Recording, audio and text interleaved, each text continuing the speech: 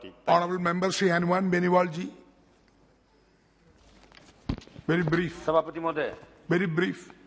सदन में आज सामूहिक संहार का आयुध और उनकी परिधान प्रणाली विधि विरुद्ध क्रियाकलापों का प्रतिषेध संशोधन विधेयक 2022 पर चर्चा हो रही है।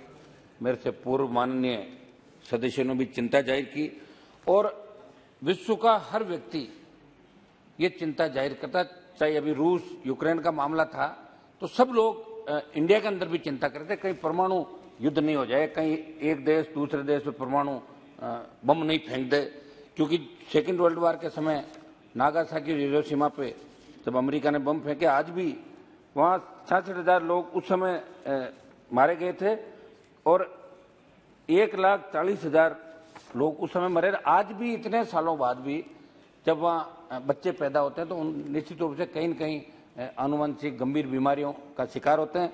ये पूरा विश्व चिंता करता है कि परमाणु हथियार का उपयोग नहीं हो। मैं धन्यवाद दूंगा मंत्री जी को और इसके उद्देश्य और कारणों के अंदर जो आपने बताया कि अंतर्राष्ट्रीय संगठन द्वारा सामूहिक संहार के आयुधों और उनकी परिधान प्रणालियों के प्रसार से संबंधित विनियमों का विस्तार किया गया। इसके अतिरिक्त संयुक्त राष्ट्र सुरक्षा परिषद की लक्ष्यित वित्तीय शास्त्रियां और वित्तीय एक्शन टास्क फोर्स की सिफारिशों को सामूहिक संहार के आयुधों और उनकी परिधान प्रणालियों के प्रसार के विरुद्ध अधिदेशित किया गया और उपरोक्त को ध्यान में रखते हुए उक्त अधिनियम को संशोधित करने की आवश्यकता है ताकि सामूहिक संहार के आयुधों और उनकी परिधान प्रणालियों के प्रसार को वित्त पोषित करने के विरुद्ध किया जा सके, जिससे हम अपनी अंतर्राष्ट्रीय बाध्यताओं को पूरा कर सकें। विधेयक व्यक्तियों को सामूहिक विनाश के हथियारों और उनके वितरण प्रणालियों से संबंधित किसी भी निश्चित गतिविधियों के वित्त पोषण से रोकता है और व्यक्तियों को ऐसी गतिविधियों के वित्त पोषण रोकने के लिए केंद्र सरकार उनके धन, वित्तीय संपत्ति, आर्थिक संसाधनों को फ्रीज, जब्त या संलग्न कर सकती है।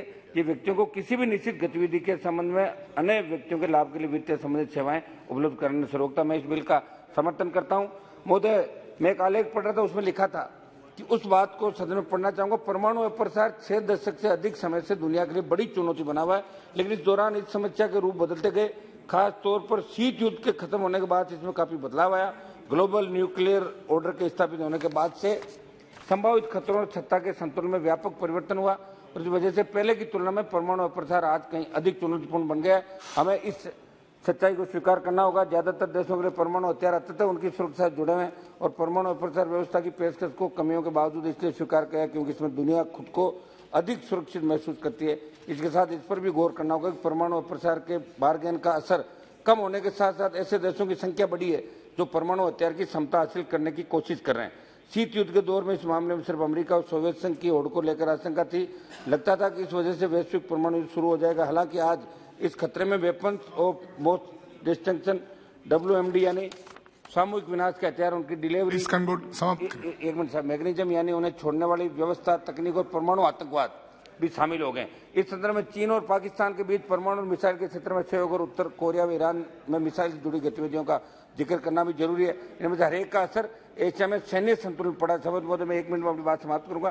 ताकत के इस खेल से मौजूदा परमाणु प्रसार व्यवस्था प्रभावित हो रही है। इसमें मुख्य चुनौती है कि इस खेल में नए देशों के पावर हासिल करने के साथ परमाणु प्रसार जुड़ी बहस कहीं अधिक चुनौतीपूर्ण हो जाती है। नई वैश्विक व्यवस्था में होड़, प्रतिद्वंदिता, राज्य और संघर्ष बढ़ रहे हैं। अभी तक एक मिनट साहब, अभी तक वैश्विक राजनीतिक और सामरिक व्यवस्था को देखते हैं। उसकी खास बात है कि कई देशों के बीच गठजोड़, नियम आधारित एंगेजमेंट और अंतर्राष्ट्रीय कानून का समान रहा है, लेकिन हमें इन पर दबाव बढ़ता रहा।